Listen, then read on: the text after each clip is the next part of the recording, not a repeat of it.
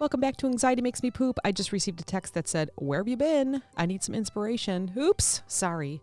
Cass and I never forget to record the Clopen because it's just set in our calendars that she comes over once a week, sometimes twice a week, depends on who's going on vacation or what's happening. But anxiety is just as things happen to me. So sometimes there's a few days in between, which is not a bad thing. That means that bad things aren't happening to me and I don't feel like I need to talk about it and get better by them. So anyways, here we go. This is something that honestly has taken me years to figure out. I'm still figuring it out because something happened a couple weeks ago and I was like, oh man, I got to talk about this. But I got to learn from it first, right? I have to do all the research. So why people get mad at you even when you're nice. Why it's not your job to please everyone. And how to exactly find peace within yourself even when other people get mad at you, or they don't get you, or they don't like you, or they don't agree with you, or you just bother them. You're a nice person. If you're listening to this podcast, you're a nice person. You probably are a yes person. You do everything for everyone. You're a people pleaser, but you probably got a little anxiety, and maybe you just had a conversation with someone and you're like, oh man, I'm sorry that you feel that way. And I know that may sound like a bad, but you know what I'm saying? Like you didn't realize that they felt that way, and then they tell you and you're like, oh my gosh, I didn't even realize I was doing anything wrong, right? So here's the thing. Being nice, being good, giving 150% all the time burns you out. But it doesn't guarantee people are going to treat you nicely in return. And for a long time, that used to just make me crazy. I'm like, I am always nice to this person. Why do they have to speak to me like that? Or I have someone that constantly sends me emails with caps locks and quotes, and you can just tell that she's not happy with me. And I'm like, I don't know what I'm doing wrong. Why? You don't have to talk to me like that. And in person, too, I have some people that are like, listen, I'm just this, I'm just that. You just absolutely drive me crazy. Okay, I will step away. But we're going to talk about that when you're the nice one, when you really, really wholeheartedly try to keep everyone happy. I used to think that being nice meant everyone would like me. If I smiled, if I helped out, if I stayed polite, it would all come back around to me. But life doesn't really work that way, okay? Sometimes being kind gets misunderstood as weakness. Sometimes people project their own frustrations onto you. Sometimes people just wake up mad at the world and you happen to be there for them to just blast their worries and their frustrations on. This is where it gets a little tricky for people like us, the fixers, the pleasers, the peacekeepers. We start overthinking, we start overthinking. What did I do wrong? And really, probably nothing. You just existed.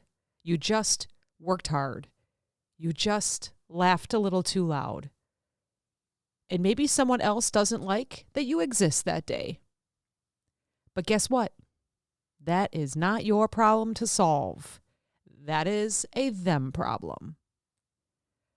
Let's talk about why people get mad at the nice people. Why do people actually get mad at us? Because understanding may help us to take it a little less personally, okay? Most of the time, people's anger isn't about you. It's about them. So unless you didn't purposely do something to them, their anger is about them.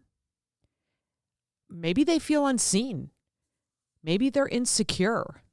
Maybe they're jealous. Maybe they're just having a bad day and you're the safest person that they can let out on. They feel safe telling you how frustrated they are. And maybe something you said, which was not meant to harmed them. For us, it's human nature to take it personally, especially if we're someone that cares deeply about people. But when you step back and think to yourself, okay, they're allowed to feel how they feel, but I'm not allowed to absorb it. Say that to yourself. I'm not going to absorb this. Don't absorb their negativity. Don't absorb their frustration. Don't absorb that they're mad at you, because that's where your peace will begin.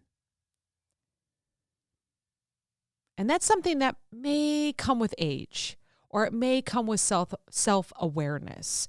The older I get, the more I realize it's not my job to manage someone else's emotions. I have a milestone birthday coming up, and I started to realize that when someone comes at me, or when someone is mad at me, or when I did too much, or where I maybe sense that they're jealous or they feel unseen or anything like that, I realize that it's not about me.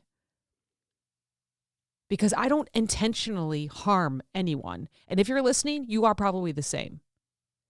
So it's our job to protect our peace. It's not our job to manage someone else's emotions. We can listen. We can allow them to speak to us in their frustrated tones or how they're feeling. And we can listen and say, I hear you. But again, protect your peace. Don't let it get inside. There's really this moment in adulthood that you just stop chasing approvals. I have hit it, and I am so happy to share that with you. Because if you haven't yet, it's coming, I promise. You truly stop chasing people's approvals. You wake up and realize, not everyone's going to like me, and I'm okay with that. And it doesn't mean you don't care. You just are protecting your peace and your soul and your self-worth and your day. We can't fix yesterday, right? Midnight, last night, the day ended. We can't fix it after that. We can't do anything until tomorrow gets here. So instead of anything making you sad, make it freeing. Can't do anything about yesterday. Can't do anything about tomorrow. Yeah, you can plan for it. Is it going to come up? Maybe. Hopefully it'll show up. Hopefully you'll be listening to this tomorrow. But don't make yourself sad. Make yourself free about understanding that not everyone is going to like you. Not everyone's going to be happy with you. Not everyone's going to be nice to you. It's okay. Once you let go of trying to make everyone happy, you make space to make yourself happy. I'm going to say that one more time. Once you let go of trying to make everyone happy, you make space to make yourself happy. Gosh, I love that. I love that. You stop over apologizing. I do it all the time. My friends yell at me, stop saying sorry. I'm getting better.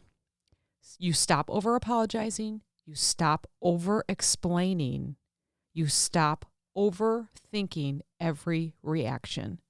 You know, I just did that last week. Someone came up, and even a couple years ago, if this person who I find they're a little intimidating because they're in a level of leadership that might be intimidating for some. They came up and they asked me a question, but I had no idea what they were talking about. And old me would have kind of overreacted, over-explained, over-apologized. And I just said, I'm sorry. I'm not sure. And they went, oh, well, I'll send you the information. And that was it. I didn't overthink. I didn't over-explain. I didn't over-apologize. I just didn't know. So that's what I told them. And it's not cold or selfish to not care, to not over-apologize, to not over-explain. It's not cold or selfish. It's just balance. It's maturity. It's growth. It's peace. When you find happiness within the outside stuff, like people's moods, their opinions, their gossip, it doesn't hit the same. It doesn't. You can still smile. You can laugh loud. You can be kind. You can show love. But let it come from a grounded place. Not because you feel like you have to, because you like to. So how do you stay grounded? How do you do that? How do you stay kind without getting crushed? Pause before reacting. I always tell people that. Don't shoot from the hip. I always tell people that. If someone's rude or they snap at me, I take a breath. I respond or I react when I am ready. I remind myself when I get these kind of reactions from people, or when I get the snaps, or when I get the rudeness, this is not about me. This is on them. Then I choose whether it's worth responding to or letting go. And guess what? The older you get, the more you let go. I am telling you. I had somebody send me an email that was so rude, and I did not respond. I was like, you know what? No. I'm not going to tell you exactly what I said in my head. It was probably 2 words, but no. The answer was, no, I'm not going to let that happen. And guess what? The next week, oh, they were just so sweet and so professional. And then I decided when I was going to write them back. Check your energy. If you're constantly giving, no wonder you feel drained. Please refill your cup before pouring into others. You cannot give if you are drained, if you have nothing to give. And again, this is not selfish. This is taking care of you. I think a lot of you know this, but find joy, find happiness in those small wins. Your peace doesn't have to be this huge enlightenment. Sometimes it's just a cup of coffee by yourself, a good playlist, sitting in silence. Oh my gosh.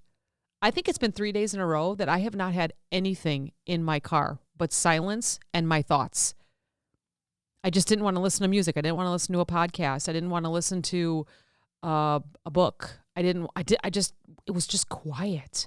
I mean, people would call me. Great. People would send me messages. I would respond back through Siri or through my phone. But I just sat in silence driving to places and back. It was just very refreshing. All right, one more thing. You can't fix people. You can't fix them. You can love them. You can support them.